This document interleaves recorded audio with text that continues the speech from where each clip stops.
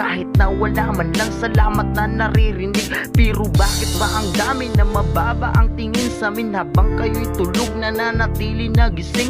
Ang mga gwardiya na tila bayani ng Pinas, kahit mapagod mamanid, basta ba kayo'y ligtas? Ito kami nakatayo kahit na anong edad, para lang masigurado ang inyong seguridad. Hito at gumagalaw mapaaraw o gabi, kahit pa na madalas natatapakan nyo kami. Sana ay maisip nyo meron kaming pinag-aralan at marangal na hanap buhay ang pinangawakan. Sana ay pakinggan nyo kahit ang isip nyo sarado. Mahal namin kayo kaya kami nagtatrabaho.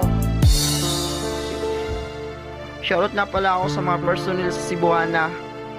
Ma'am sir, shoutout na pala. Salamat sa kabaitan nyo. Yeah. Salamat sa hanap buhay ko na to, ni Mrs. Security ang siyang rason na